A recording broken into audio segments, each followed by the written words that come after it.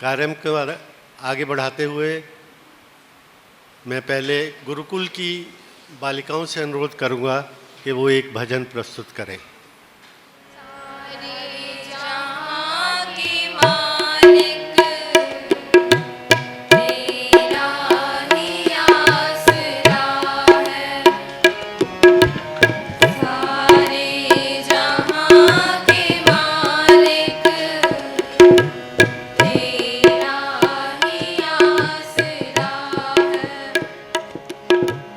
राजी हैं हम उसी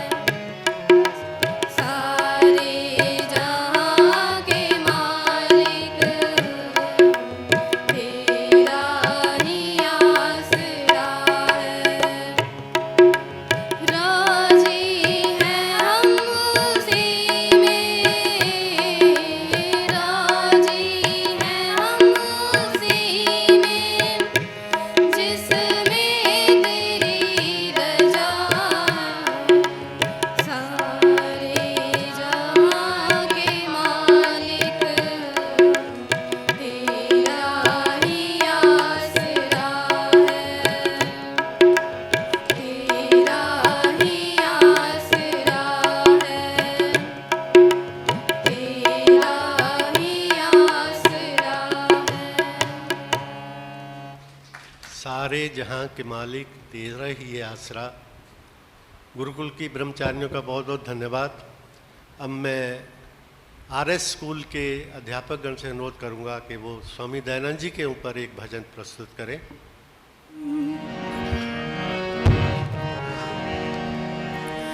क्या क्या क्या क्या क्या क्या क्या क्या क्या क्या कहूँ मैं गुण दयानंद तेरी शान में, महिमा अनंत तेरी आती नहीं बयान में।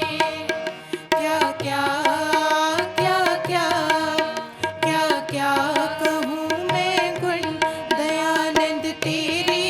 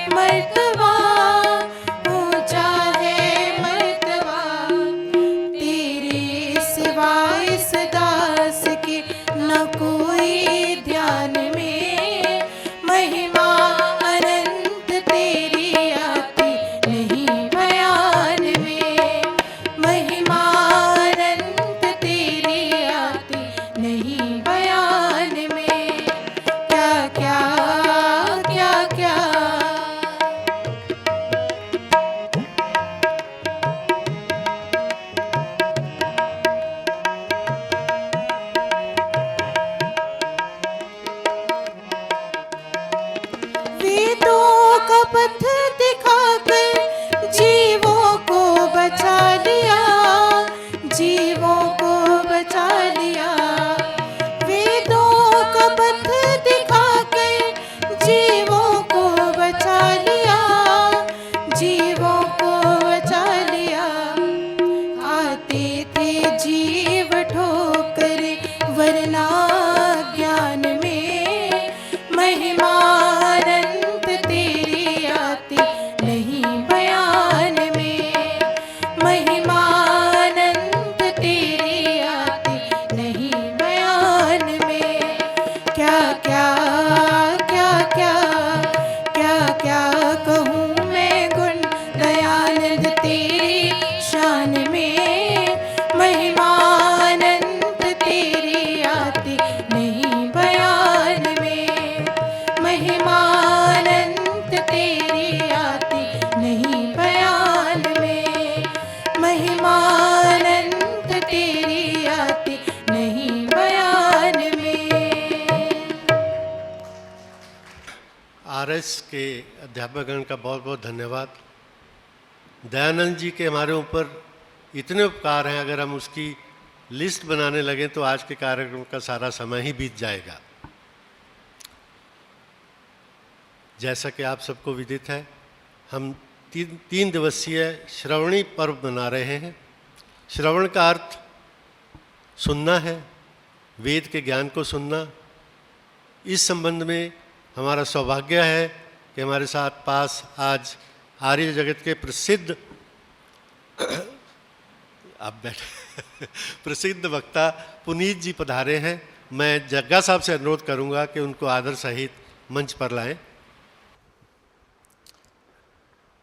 मेरा निवेदन है कि आप लोग अपने मोबाइल को साइलेंट कर लें ताकि मेरा ध्यान उस तरफ ना जाए। आपके लिए नहीं, मेरे लिए है कि मेरा ध्यान उस तरफ ना जाए।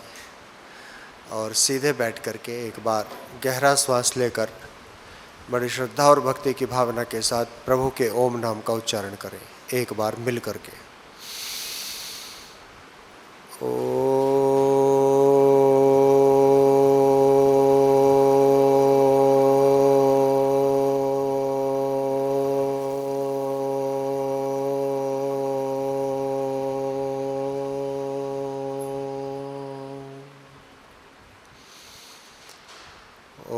त्वं हीनः पिता वसो त्वं माता शतक्रतो बभूविथ अदा ते सुम्नमीमहे।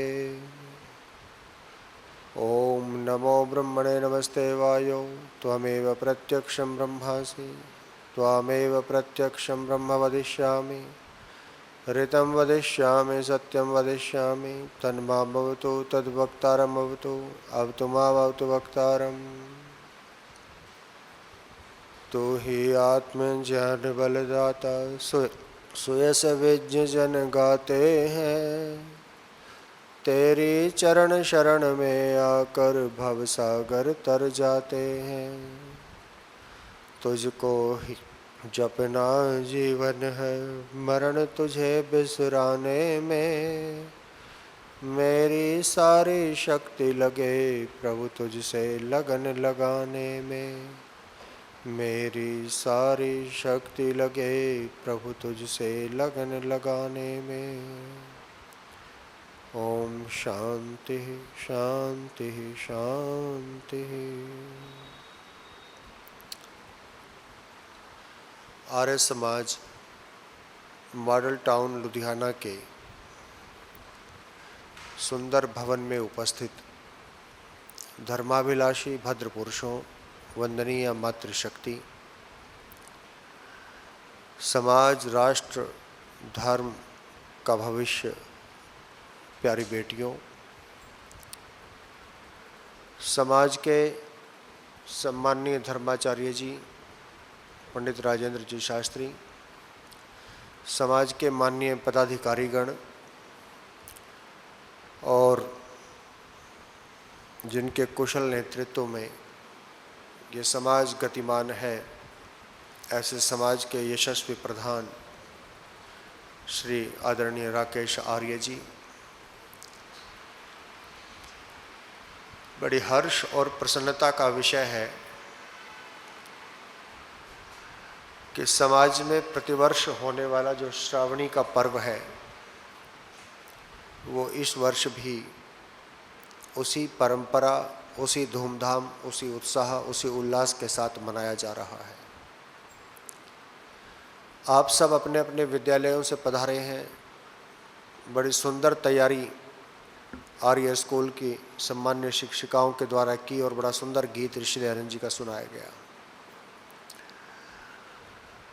ये समय पर्वों का है, त्योहारों का है और सब लोग त्योहार मना रहे हैं प्रसन्नता के साथ, खुशियों के साथ। उसके बीच में जब हम वेद प्रचार की बात करते हैं, श्रावणी की, जैसा कि अभी मंच के संचालक महोदय बता रहे थे बैम्बी जी, कि जब हम श्रावणी पर्व की बात करते हैं तो उसका सीधा सीधा संबंध श्रवण से है। प्राचीन काल की परंपरा में नए विद्यार्थी जो प्रविष्ट हुआ करते थे गुरुकुलों में, उनका उपनयन संस्कार करने के बाद वेदारंभ संस्कार श्रावणी पर्व पर किया जाता था और उनको वेद पढ़ाना प्रारंभ करते थे, वेदों का अध्ययन प्रारंभ करते थे।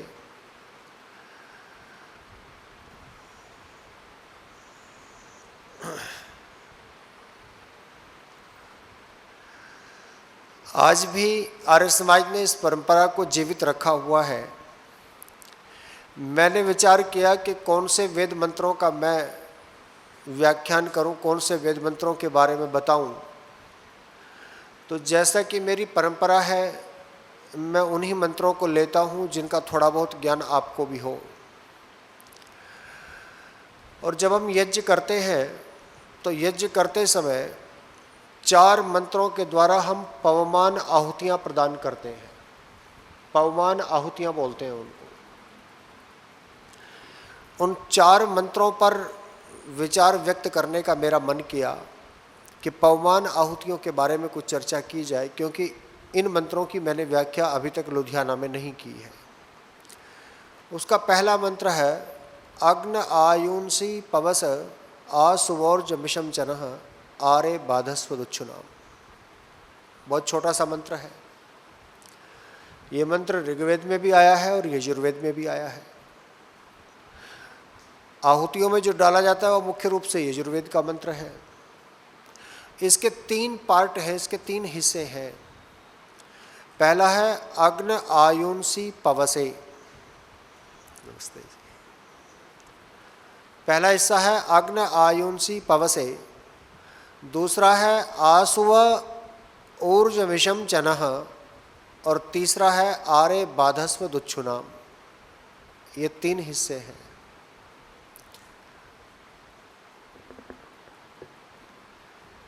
जैसे कोई व्यक्ति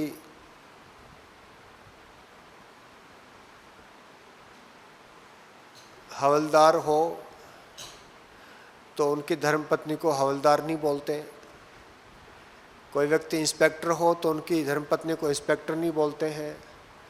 और कोई व्यक्ति आर्य समाज का प्रधान हो तो उनको क्या कहा जाए?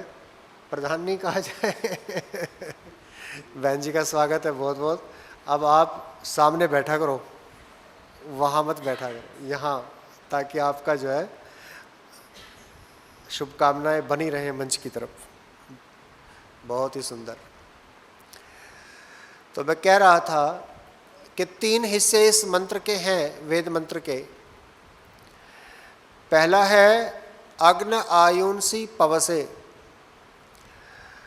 हे अग्निदेव, हे परमेश्वर, आप हमारी आयुंसी माने जीवन को, आयु अर्थ जीवन के लिए प्रयोग होता है। ये तो आप भी जानते हैं कि आयु का मतलब ही जीवन होता है। आयुंसी पवसे माने पवित्र कर दो, हमारे जीवन को पवित्र कर दो, ये प्रार्थना है भगवान से। और इसलिए इन मंत्रों को, 4 मंत्रों को पवमान आहुतियां कहा जाता है, क्योंकि इनमें भगवान से पवित्रता की कामना है, पवित्र होने की कामना है। वैसे तो अपवित्रता हम में से कोई भी नहीं चाहता, पर हम जानते नहीं कि पवित्रता जीवन में आए कैसे। देखो, इतनी बात तो हम सब जानते हैं कि पवित्रता लाने के लिए पवित्र वस्तुओं का उपयोग करना पड़ता है। अगर आपको अपने शरीर को साफ करना है, गंदा हो गया है, तो बताओ गंदे कपड़े से साफ करेंगे या स्वच्छ कपड़े से साफ करेंगे? स्वच्छ कपड़े से करेंगे। हालांकि शरीर गंदा है, हाथ में धूल लगी हुई है, मिट्टी लगी हुई है, फिर भी यदि मिट्टी लगे हुए कपड़े से साफ किया तो वो साफ क्या होगा? और गंदा हो जाएगा। इसलिए इस मंत्र की बड़ी सीधी सीधी और सरल सरल प्रार्थना है कि हे अग्निदेव, चूंकि हमने ये मान लिया है कि आप सबसे पवित्र हो। अग्निदेव से ये प्रार्थना की जाती है क्योंकि हमने ये मान लिया है कि आप सबसे पवित्र हो, इसलिए हम आपसे प्रार्थना कर रहे हैं कि आप हमारे जीवन को भी पवित्र कर दो। ये अग्नि जो शब्द है वैसे तो आग का वाचक होता है, आग, और आग में डाली जाने से भी वस्तुएं पवित्र हो जाती हैं। आग में डालने से भी वस्तुएं पवित्र हो जाती हैं। जैसे किसी को पेट में दर्द हो, इन्फेक्शन हो गया हो, तो डॉक्टर उससे पूछता है कि पानी कहाँ से पीते हो? तो वो कहता है जी मैं तो जो टूटी में आता है वही पीता हूँ। तो डॉक्टर क्या कहेगा? पानी को उबाल करके पियो। पानी को उबालने का अभिप्राय है कि पानी के अंदर अग्नि की उष्णता को प्रविष्ट करा दो, जिससे वो अग्नि उस जल को पवित्र कर दे, जिससे वो अग्नि इस जल को पवित्र कर दे। लेकिन भौतिक अग्नि का वाचक तो अग्नि शब्द हमेशा से रहा है, परंतु अग्नि शब्द का अर्थ परमेश्वर होता है। ये ऋषि दयानंद जी महाराज ने बताया। आप बता रहे थे ना ऋषि की महिमा कैसे बताया जाए, कैसे उनके गुणों का वर्णन किया जाए। और जब बताया तो लोगों ने आक्षेप किया कि सारी दुनिया को पता है कि अग्नि का अर्थ होता है आग, अग्नि का अर्थ भगवान कैसे हो गया? अग्नि का अर्थ तो अग्निदेव होता है। तो ऋषि ने पुराने ग्रंथों के प्रमाण दिए, यास्क के, याज्ञवल्क्य के और दूसरे ऋषियों के प्रमाण दिए और बताया कि अग्नि का अर्थ परमपिता परमेश्वर होता है। और उसका अर्थ किया अग्निर अग्रणी भवति। अग्नि इसलिए होता है क्योंकि वो अग्रणी है, वो अग्रणी है। अग्रणी मतलब सबसे आगे चलने वाला है, सब संसार से सबसे बड़ा है, इसलिए उसका नाम अग्नि है। उस परमपिता परमेश्वर से हम प्रार्थना करते हैं कि तो हमें पवित्र कर। लेकिन प्रार्थना कब करनी चाहिए? दो प्रकार की प्रार्थनाएं होती हैं। एक तो प्रार्थना की जाए और फिर उसके ऊपर छोड़ दिया जाए, वो करे अपने आप। दूसरी होती है कि हम प्रयास करते रहें और फिर प्रार्थना भी करते रहें। हम स्वयं प्रयास करें और प्रार्थना करते रहें। तो दूसरे वाली जो प्रार्थना है ये सच्ची प्रार्थना है, और पहले वाली जो प्रार्थना है वो अधूरी प्रार्थना है। ऐसे किसी व्यक्ति को संसार के लोग भी सहायता नहीं करते जो खुद परिश्रम नहीं करता, दूसरों से सहायता की अपेक्षा करता है। हाँ, जो स्वयं परिश्रम करता है फिर वो सहायता की अपेक्षा करता है, तो संसार के लोग भी उसका सहयोग करते हैं, हमेशा सहयोग करते हैं। इसलिए अग्नि परमपिता परमेश्वर का वाचक शब्द है, भगवान का वाचक शब्द है। भगवान से हम प्रार्थना कर रहे हैं कि हे परमपिता परमेश्वर, आप पवित्र हैं। अब प्रश्न ये उठता है कि क्या आर्य समाज भगवान को मानता है? प्रश्न ये उठता है कि क्या आर्य समाज भगवान को मानता है? तो मैंने कहा हाँ मानता है। तो कहा हमें तो नहीं लगता। कहा कैसे नहीं लगता? कि कल जन्माष्टमी थी और आपने तो भगवान का जन्म ही नहीं कराया। जब भगवान का जन्म ही नहीं कराएगा तो मानोगे कहां से उसको? अरे जन्म हो जिसका उसी को तो मानोगे। क्यों, जो प्रश्न उठेगा कि नहीं। बहुत सारे परिवारों में, बहुत सारे समाजों में कल, हमारे यहाँ कल मनाई गई, आपके यहाँ परसों मना ली गई होगी, रात्रि में 12 बजे श्री कृष्ण जी का जन्म मनाया गया कि जन्म हुआ, और जोर जोर से नारे लगाए कि हाथी घोड़ा पाल की जय कन्हैया लाल की। कन्हैया लाल का जन्म हो गया। और कहा कि अब इनको भगवान मानो और उनसे प्रार्थनाएं करो। अब जन्म हो गया, अब प्रार्थना करो, अब ये हमारे दुखों को दूर कर देंगे, अब ये हमें पवित्र कर देंगे। और आप तो मानते ही नहीं। हमने कहा किसने कहा मानते नहीं है? अच्छा, आर्य समाज का पहला नियम क्या है? सब सत्य विद्या और जो पदार्थ परमेश्वर है। अगर कोई मुझे ये कहे कि आप इसकी व्याख्या करो, और मान लिया जाए प्रधान जी मुझे आज्ञा दे दे, वैसे ये अधिकार किसी को नहीं है ऋषि के उसमें काट छाट करने का, लेकिन अगर मुझे कोई ये अधिकार दे दे और मेरे हाथ में कैंची दे दे, मैं इसके टुकड़े करना चाहूं तो मैं इसके 4 टुकड़े कर दूंगा। पहला टुकड़ा कर दूंगा सत्य विद्या, दूसरा टुकड़ा कर दूंगा पदार्थ विद्या, और जो सब पदार्थ जाने जाते हैं और उनका आदि मूल, और वहां से लास्ट में अंतिम एक टुकड़ा बनाऊंगा परमेश्वर है। आदि मूल से कट कर दूंगा, और बाद में क्या वाक्य बनेगा? परमेश्वर है। तो आर्य समाज का पहला नियम क्या कहता है? परमेश्वर है। तो बोलो, हम परमेश्वर को मानते हैं कि नहीं मानते? जब आर्य समाज के नियम में पहला सबसे पहले वाक्य में क्या लिखा? परमेश्वर है।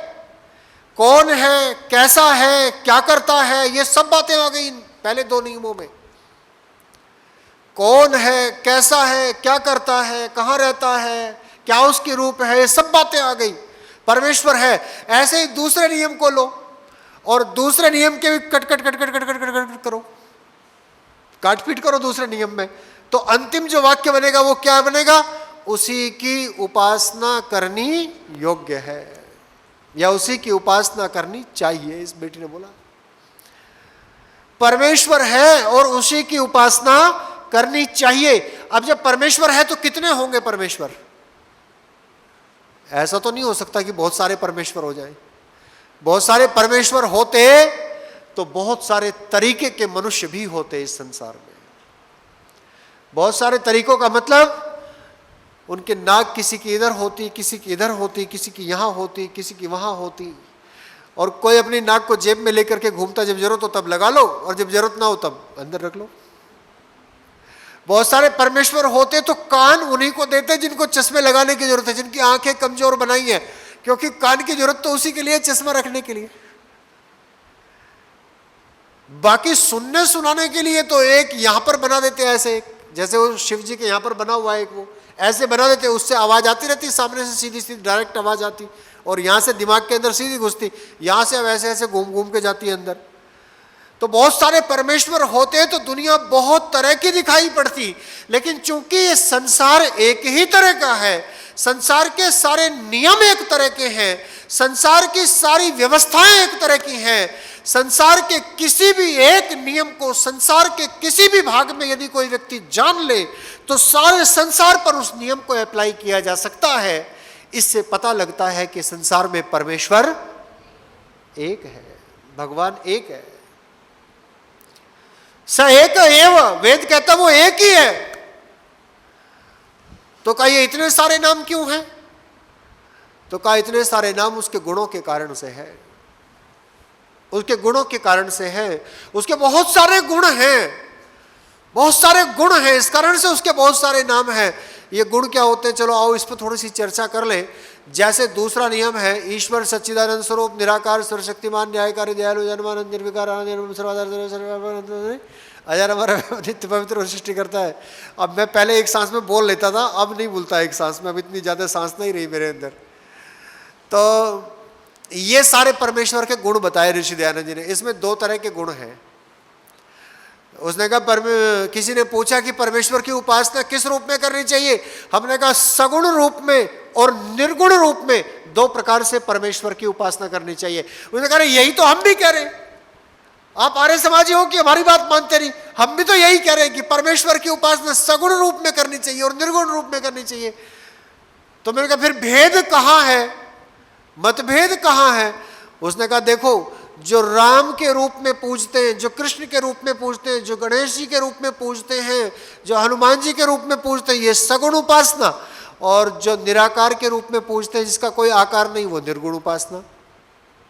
मैंने कहा वाह जी वाह, बहुत बढ़िया, आपकी बात बड़ी अच्छी लगी मुझे, पर मुझे ये बताओ सगुण का अर्थ साकार और निर्गुण का अर्थ निराकार आपने कैसे कर दिया?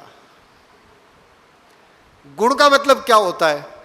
इस फूल का गुण है, इस फूल के अंदर कुछ गुण है, क्या है? सुगंध। ये इसका गुण है। ये सबको पता है गुण का मतलब क्या होता है। अग्नि के अंदर कुछ गुण है, अग्नि जली तो गुण है कि उसके अंदर से प्रकाश मिलेगा और उसके अंदर से ऊष्मा मिलेगी, गर्मी मिलेगी। ये अग्नि का गुण है, ये हर कोई जानता है। जल का कुछ गुण है, जल शीतलता प्रदान करता है, ये जल का गुण है। वायु का कुछ गुण है, वायु जीवन प्रदान करती है, ये वायु का गुण है। उसके सब पदार्थों के अपने अपने गुण हैं। फिर उसका अर्थ, सगुण का अर्थ साकार और निर्गुण का अर्थ निराकार कैसे कर दिया। और एक तो और भी बड़ी बात हुई अच्छी, एक तो और भी बड़ी अच्छी बात हुई। एक स्वामी जी हैं, अब स्वामी जी आजकल के बड़े फेवरेट कथावाचक के गुरु जी हैं। फेवरेट कथावाचक बागेश्वर धाम सरकार, बागेश्वर धाम सरकार के गुरु जी हैं। बागेश्वर धाम सरकार चिमटों से पिटाई करवाता है, भेजो सेना करो पिटाई चिमटों की। ना मुझे आज तक कैमरे में चिमटे दिखाई पड़े, प्रत्यक्ष तो मैं गया नहीं, ना मुझे किसी की पिटाई दिखाई पड़ी। मानसिक रोगियों को उछल कूद करा करके और सब प्रोपेगेंडा बना दिया। खैर उनके गुरुजी हैं, उन्होंने कहा निराकार शब्द का अर्थ आकार रहित नहीं होता, क्योंकि आकार रहित होता तो इसका होता अनाकार। निराकार का अर्थ अनाकार नहीं होता, निर्शब्द नहीं लगाया जाता निषेध के अर्थ में। मैंने कहा वाह जी वाह, क्या बात है। एक कहावत है, यत्र द्रुमो नास्ति तत्र अरंडोपि द्रुमायते, संस्कृत की कहावत है कि जिथे पेड़ नहीं होंदे उथे अरंड नूं भी पेड़ कहते हैं। जहां पेड़ नहीं होते वहां अरंड को भी पेड़ कहते हैं। अरंड का पेड़ तो बहुत कोमल लकड़ी होती है, ज्यादा बड़ा भी नहीं होता, छोटा ही होता है, तो उसको भी पेड़ कहने लग जाते हैं जहां पेड़ नहीं होते। ये कहावत बन गई कि जहां लोग पढ़े लिखे नहीं होते, समझदार नहीं होते, बुद्धिमान नहीं होते, बुद्धि से विचार करके कार्य नहीं करते, वहां जो कहे उसको वही समझा दिया जाता है। मैंने उनसे एक प्रश्न पूछा, अच्छा बताओ फिर निरअहंकार का मतलब क्या होगा। निरअहंकार का मतलब क्या होगा। निरअहंकार का मतलब क्या होगा, अहंकार रहित होता है ना। सारी दुनिया जानती है इस बात को कि निरअहंकार का मतलब अहंकार रहित होता है। जब यहां निर का शब्द रहित है तो निराकार में निर का शब्द रहित क्यों नहीं होगा। आप कहते हो किसी भी शब्द में नहीं जुड़ा, मैंने कहा 10 शब्द तो मैं बता दूंगा आपको, 10 शब्द मैं बता दूंगा कम से कम। और सरदार लोग तो बोलते ही हैं, पंजाब है यहां तो निरंकार, निरंकार बोलते हैं ना, वो निराकार से ही बिगड़ा हुआ रूप है निरंकार। निराकार क्या बिगड़ गया, निरंकार। अब उससे पूछो निरंकार का अर्थ क्या है। निरंकार का मतलब भी यही है, आकार रहित। तो 2 प्रकार की उपासना, मैंने कहा निर्गुण और सगुण, तुम्हारे तो जो मर्जी आती है बताते चले जाते हो, निर्गुण और सगुण। उन्होंने कहा ये निर्गुण और सगुण उपासना कैसी है। मैंने कहा देखो इस नियम को पढ़ो ध्यान से, इसमें कुछ चीजें ऐसी बताई हैं जो परमेश्वर में नहीं है और कुछ चीजें ऐसी बताई हैं जो परमेश्वर में हैं। तो जो चीजें परमेश्वर में नहीं है उनको मानना यह है परमेश्वर की निर्गुण उपासना, और जो चीजें परमेश्वर में हैं उनको मानना यह है परमेश्वर की सगुण उपासना। सर्वशक्तिमान कैसे हुई, सगुण। सर्वशक्तिमान। न्यायकारी कैसे हुई, सगुण। दयालु कैसे हुई, सगुण। सर्वेश्वर, सर्वव्यापक, सर्वांतर्यामी, ये सब सगुण। और अजन्मा, अनंत, अनुपम, निराकार, अजर, अमर, जिसमें भी ए जुड़ा हुआ या निर जुड़ा हुआ, ये सारे कैसे हुए, निर्गुण। ये परमेश्वर के गुण नहीं है। यानी कि अमर यानी कि मृत्यु परमेश्वर में नहीं है। अजर यानी कि जरा माने बुढ़ापा परमेश्वर के अंदर नहीं है। अजन्मा माने जन्म परमेश्वर के अंदर नहीं है। ये परमेश्वर के अंदर नहीं है। तो इसलिए ये कैसी हो गई, निर्गुण उपासना। और जो चीजें हैं, जैसे वो सर्वेश्वर सबसे बड़ा है, तो ये कैसे हो गई, सगुण उपासना। दयालु है, ये कैसी हो गई, सगुण उपासना। न्यायकारी है, ये कैसी हो गई, सगुण उपासना। इस रूप में मानना सगुण और निर्गुण। तो ऐसे उपासना करनी चाहिए भगवान की। अब उन्होंने कहा जी हम आपके सारे नियम मानने को तैयार हैं, हम तो आर्य समाजी बनने को तैयार हैं, बस आप एक शब्द निकाल दो। तो दूसरे भी खड़े होकर के आ गए, अजी हम भी तैयार हैं, हम भी तैयार हैं, हमारा भी एक कहना, एक शब्द हमारा भी निकाल दो। तीसरे वाले भी आ गए, जी हम भी तैयार हैं, हम भी तैयार हैं, आर्य समाजी बनेंगे, आर्य समाज के नियमों को मानेंगे, एक शब्द हमारा भी निकाल दो। तो तीनों खड़े हो गए कि इनमें से एक एक शब्द निकाल दो। भारतवर्ष के लोगों ने कहा कि आर्य समाज की सारी बातें स्वीकार हैं। पंडित जी, आर्य समाज की सारी बातें स्वीकार हैं, यदि आर्य समाज के लोग अपने दूसरे नियम में से एक शब्द निकाल दें, केवल वो शब्द है अजन्मा। वो शब्द क्या है? अजन्मा। और सुनिएगा बड़े ध्यान से, बड़े गौर से, पीछे तक, आखिरी तक। जो नीचे को मुंह करके मोबाइल देख रहे हैं, वो सबसे लास्ट में बैठे हुए चश्मे वाले बहन जी, वो भी ध्यान से सुने इस बात को। अंतिम सख्त मेरी आवाज जानी चाहिए कि जिसने परमेश्वर को अजन्मा मान लिया, समझो वो आर्य बन गया। और जिसने अभी तक परमेश्वर को जन्म लेने वाला माना, मरने वाला माना, आने और जाने वाला माना, समझो वो अभी आर्य नहीं बन पाया। वो अभी आर्य नहीं बन पाया, श्रेष्ठ नहीं बन पाया।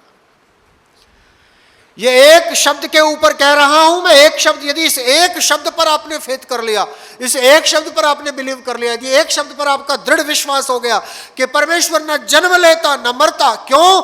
क्योंकि वेद में ऐसा कहा, सपर्यगा शुक्र मकायम अवर्णम स्नाविरम शुद्धम अपाप विद्यम कविर मनीषी परिभू स्वयंभूर याथा तथ्यर्थान नव्य धाचा शाश्वती में समाव्य।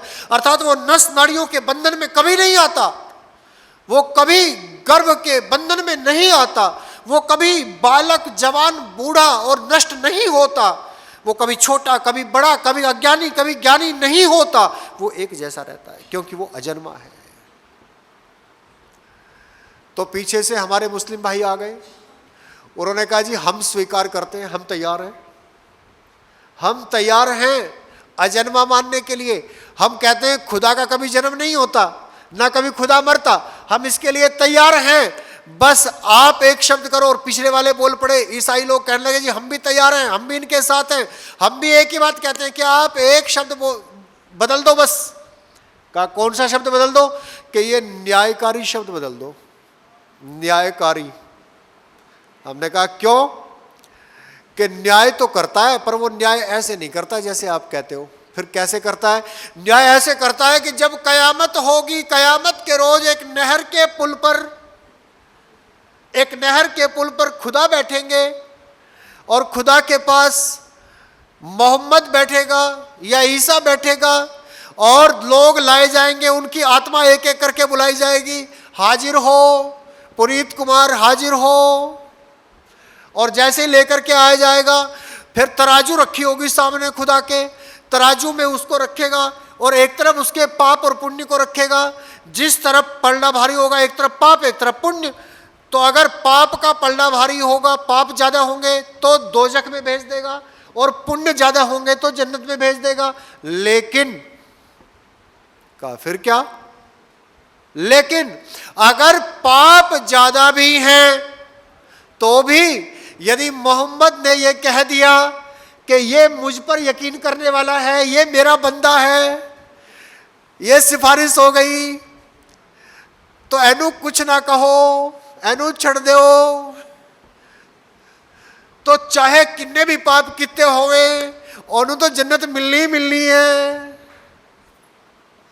तो एक कवि ने बड़ी सुंदर 2 लाइनें लिखी हैं इस बात पर, सुन लो, मैं बाद में आगे बढ़ूंगा इस बात को कह करके। एक कवि ने बहुत 2 सुंदर लाइनें लिखी है। वो कहता है, जब गुनहगारों पे देखी रहमते परवरदिगार, जब गुनहगारों पे देखी रहमते परवरदिगार, तो बेगुनाहों ने पुकारा हम गुनहगारों में हैं। बेगुनाह लोग कहने लगे कि हम भी गुनहगार हैं, हमें भी जन्नत में भेजो, हमें भी इधर ही भेजो, हम भी यहीं जाना चाहते हैं। अर्थात ये कौन सा न्याय हुआ कि कोई आदमी सिफारिश कर दे तो जन्नत मिल जाए, और कोई आदमी सिफारिश ना करे तो उसे दोजख में जाना पड़े, चाहे उसने दुनिया में कितने भी अच्छे काम किए हो। ये तो कोई न्यायकारी बात नहीं हुई।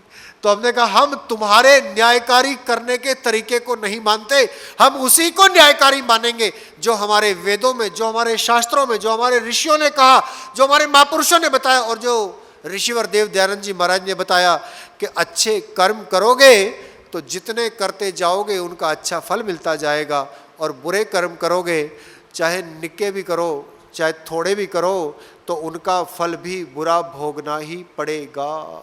ऐसा नहीं हो सकता कि 100 अच्छे कर्म किए और एक बुरा कर्म किया तो एक घटा करके उसमें से 99 का फायदा हो जाएगा, एक उससे एक से एक कट जाएगा। ऐसा नहीं होता, गणित का फार्मूला नहीं लगेगा इसमें। यहां एक से एक नहीं कटता, यहां तो उस एक का फल भी भोगना पड़ेगा और उन 100 का फल भी मिलेगा, प्राप्त होगा। यही तो परमेश्वर की न्याय व्यवस्था है, यही तो ईश्वर का न्यायकारी होने का सबूत है।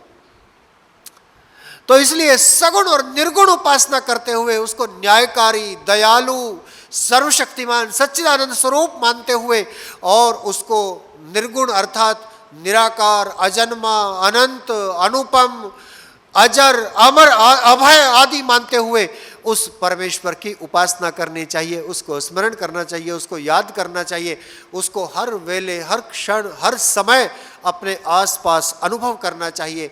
उससे ये होगा कि हम पाप कर्मों से बचेंगे, हमारे जीवन में पवित्रता आएगी, हमारे जीवन में पवित्रता आएगी। ऐसे ही आएगी जैसे कोई छोटा बच्चा मिट्टी खा रहा हो बैठ करके कहीं पर। बच्चों की आदत होती है ना मिट्टी खाने की, अब तो मिट्टी ही नहीं रही घरों, मिट्टी कहाँ से खाए बालक। अब तो सब टाइलें वाइलें लगी हुई है, उनमें खुरचे भी, बालक तो नाखून टूट जाते बेचारे के, कुछ नहीं मिलता उसमें, हाथ आता नहीं उसको, पर फिर भी बालकों को आदत होता है कुछ कुछ उठा करके मुंह में देने की। मान लिया जाए कहीं आपने पार्क में ले गए और वहां पर उठा करके वो मिट्टी खाने लगा, लेकिन इधर उधर देखा और इधर देखा कि उसकी माँ उसी की ओर देख रही है। जैसे ही दिखाई पड़ता है कि माँ मेरी ओर देख रही है, वैसे ही मिट्टी को एकदम छोड़ देता है, फेंक देता है और हाथ को झाड़ करके मुस्कुरा करके ऐसे कहता है कि मैंने मिट्टी नहीं खाई, मैंने नहीं खाई, बिल्कुल ऐसे खुश होकर के दिखाता है। वैसे ही जब हम परमपिता परमेश्वर को सर्वव्यापक स्वीकार कर लेते हैं, अपने सब स्थानों पर अपने हृदय के अंदर विद्यमान मान लेते हैं, तो तब हम पवित्र हो जाते हैं। यही ये वेद मंत्र कहता है, अग्न आयुंसी पवसे, हे परमपिता परमेश्वर हम तेरी उपासना करें और उपासना करके अपने जीवन को पवित्र बनाएं। दूसरी बात है इससे आगे की, आसु ऊर्ज मिशम चनः, हमारे जीवन में ऊर्ज और ईश और ऊर्ज, यजुर्वेद जब प्रारंभ करते हैं तो पहला ही मंत्र है ईशे त्वा ऊर्जे त्वा, ये सबसे पहला मंत्र है यजुर्वेद का। हम लोगों को स्वाध्याय खूब करना चाहिए, रोजाना पढ़ना चाहिए। प्रत्येक आर्य को, प्रत्येक व्यक्ति को अपने जीवन में स्वाध्याय का एक नियम बनाना चाहिए कि एक पन्ना मुझे रोज पढ़ना है। वो व्यक्ति पढ़ते पढ़ते पढ़ते पढ़ते बहुत ऊंचे मुकाम तक पहुंच जाता है। जो लोग बड़े बनते हैं वो ऐसे ही परिश्रम करने से बनते हैं, और पढ़ने से, नहीं पढ़ने से क्या होगा, जो सुना है वो भी भूल जाएंगे, वो भी याद नहीं रहेगा। पढ़ने से क्या होगा, दिमाग में आएगा, ओहो ये तो हमने सुना था अरे समझ में, हाँ यही तो सुना था, इसका तो यही अर्थ है। तभी तो समझ में आएगा कि ईश और ऊर्ज क्या है। ईश माने होता है अन्न या उपभोग की सामग्री, और ऊर्ज माने होता है बल। एक होता है उपभोग की सामग्री और एक होता है बल। उपभोग की सामग्री जो हम खाते हैं, और बल होता है जो उससे प्राप्त होता है। देखो ये दो चीजें मांगी हैं, एक यह उपभोग की सामग्री मिले और दूसरा उससे प्राप्त होने वाला बल मिले, अर्थात इस संसार के भोग मिले और उनसे प्राप्त होने वाला सुख मिले। इस संसार के भोग मिले, उनसे प्राप्त होने वाला सुख मिले। इस संसार में बैठने के लिए आसन तो अच्छे मिल गए, पर बैठने का सुख नहीं मिला। इस संसार में लेटने के लिए बिस्तर तो अच्छे मिल गए, लेकिन सोने का सुख नहीं मिला। इस संसार में खाने के लिए विभिन्न प्रकार के पदार्थ तो मिल गए, लेकिन रोगों के कारण खाने का सुख नहीं मिला, तो फिर अधूरापन है। इसका मतलब कहीं ना कहीं कोई कमी है। परमेश्वर की आज्ञा का पालन करने में हमसे कोई त्रुटि हो गई, हमसे कोई चूक हो गई, जिसके कारण से हम इन दोनों वस्तुओं का एक साथ सामंजस्य नहीं कर पा रहे। भोग हैं पर उनको भोग नहीं पा रहे, और जिसके पास भोगने की सामर्थ्य है उसके पास भोग नहीं है। वो भोगना चाहता है, उसके पास भोजन नहीं है। वो खाना चाहता है, वो भूखा है। और जिसके पास भोजन रखा हुआ है वो खा नहीं सकता, उसके पास खाने की सामर्थ्य नहीं है। तो परमेश्वर से प्रार्थना, हमें ये दोनों वस्तुएं चाहिए, हमें भोग भी चाहिए और खाने की सामर्थ्य भी चाहिए। तीसरी बात और कहूँगा, इस मंत्र को पूरा करना चाहूँगा, आरे बाधस्व दुच्छुनाम। इन सब कामों के लिए क्या करना है? एक काम करना है। आरे माने दूर, बहुत दूर, बाधस्व माने रोक ले, दुच्छुनाम माने हमारे शत्रुओं को। एक काम और करना, हमारे शत्रुओं को बहुत दूर रोक लेना। शत्रु हमारे आसपास नहीं आने चाहिए, शत्रु हमारे आसपास नहीं आने चाहिए। शत्रु क्या है? इस संसार में मनुष्य के सबसे बड़े 5 शत्रु हैं। 5, कुछ लोग 6 भी कहते हैं। काम, क्रोध, लोभ, मोह, ईर्ष्या, ये 5 शत्रु हैं। अहंकार, द्वेष, ये सब काम, क्रोध, लोभ, मोह, ईर्ष्या। ईर्ष्या, द्वेष एक ही बात है। कुछ लोग द्वेष करते हैं। अच्छा, ये 5 कहां से हैं?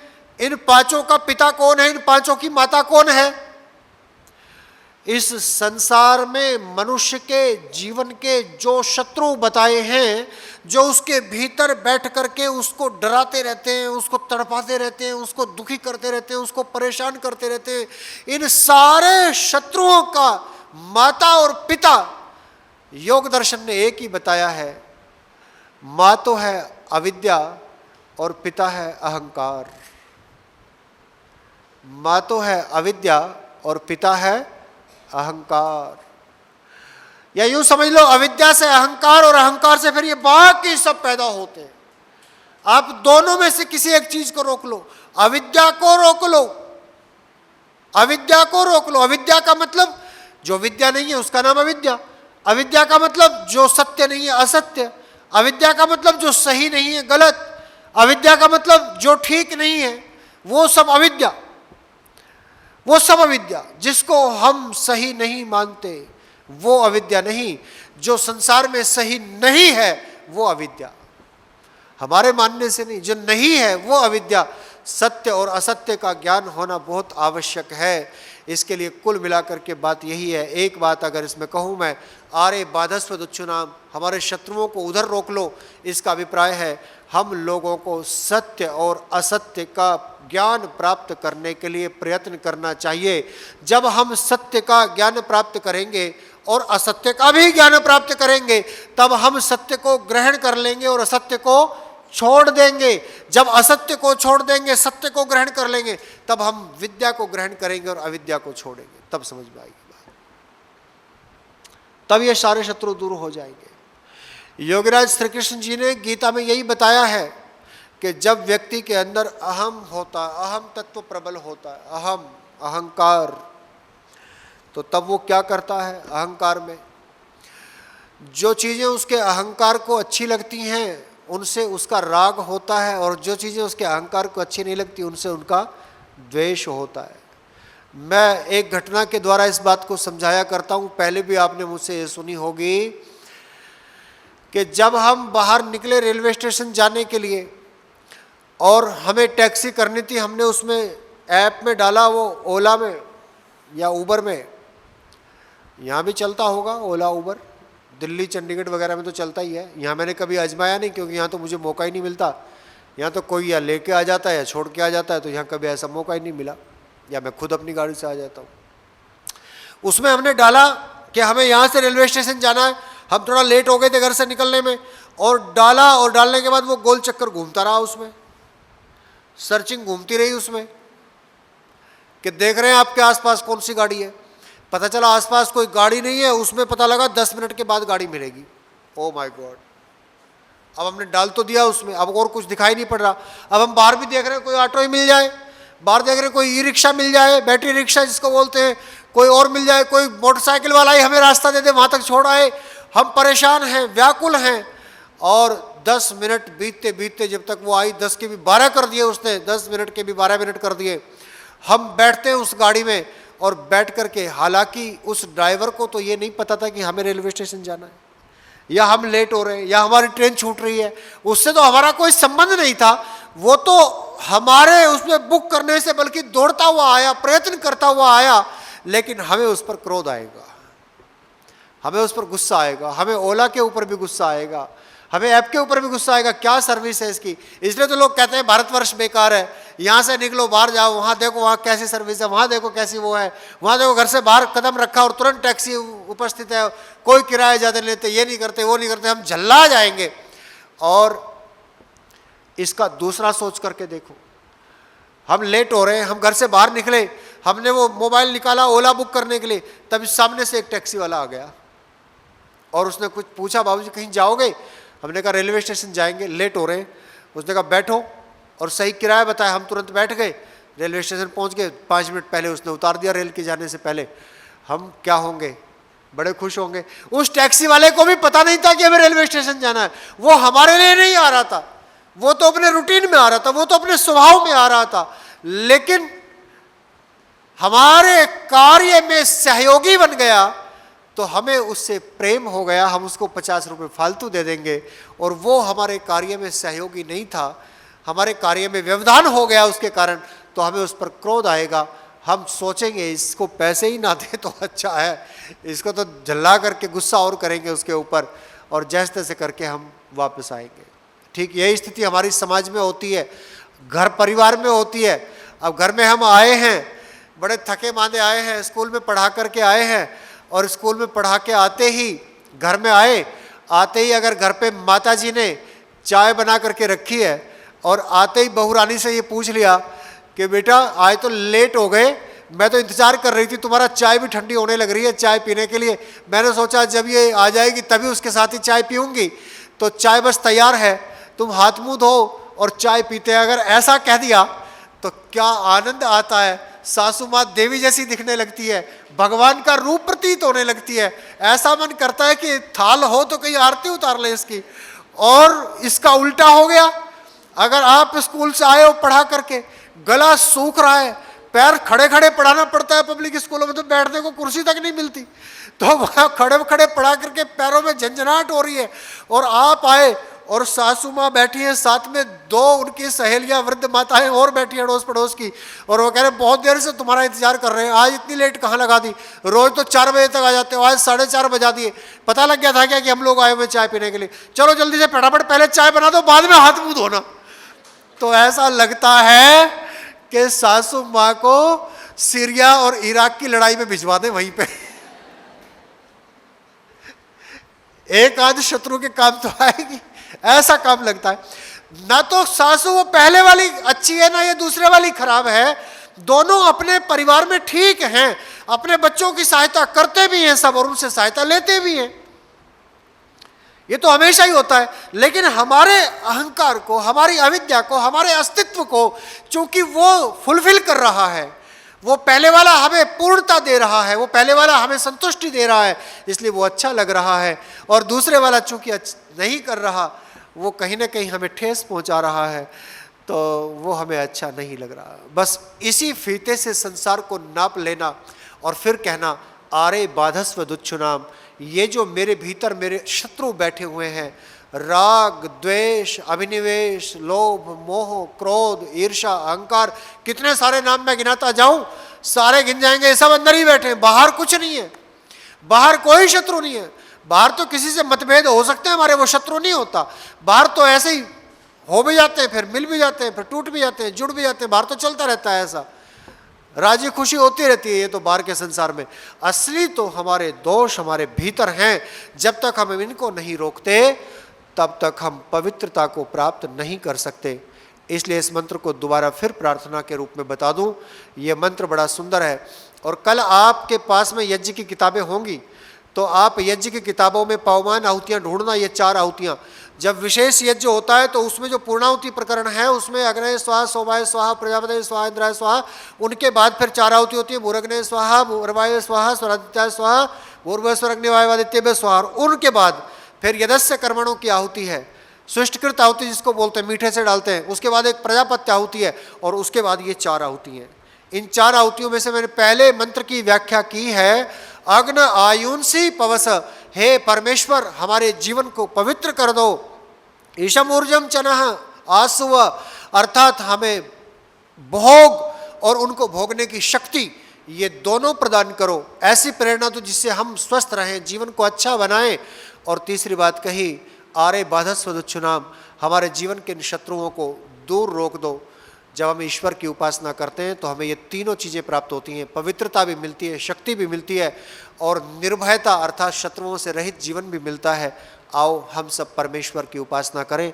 आओ हम सगुण और निर्गुण रूप में उसी एक निराकार अजन्मा प्रभु की उपासना करें, जिसका कोई आकार नहीं, जिसका कभी कोई जन्म नहीं होता।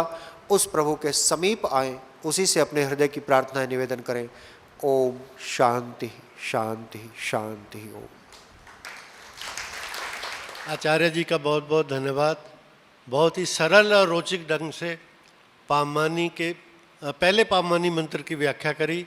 हम इनके आभारी हैं। अब मैं शास्त्री जी से अनुरोध करूंगा कि शांति पाठ के लिए आएँ। श्रृंखला इसकी दूसरी सभा जो है, पर्व की दूसरी श्रृंखला जो है, श्रृंखला का दूसरा जो बैठक है वो रात्रि 8 बजे होगी, 8 से 9:30 बजे। मेरा सबसे अनुरोध है कि आप परिवार सहित आकर धर्मार्थ लाभ उठाएं। धन्यवाद। शांति पाठ करेंगे। ओम द्यौः शान्तिरन्तरिक्षं शान्ति पृथिवी शान्तिरापः शान्तिरोषधयः शान्ति वनस्पतयः शान्तिर्विश्वे देवाः शान्तिर्ब्रह्म शान्ति सर्वं शान्तिः शान्तिरेव शान्तिः सामा शान्तिरेधि। ओम शांति शांति शांति। जो बोले सो अभय सत्य सनातन वैदिक धर्म की जय। मर्यादा पुरुषोत्तम श्री रामचंद्र महाराज की जय। योगी राज श्री कृष्ण चंद्र महाराज की जय। गुरुवर विरजानंद महाराज की जय। महर्षि स्वामी दयानंद महाराज की जय। भारत माता की जय। गौ माता का पालन करो, आर्य समाज अमर रहे, वेद की ज्योति जलती रहे, ओम का झंडा ऊंचा रहे, वैदिक ध्वनि ओ।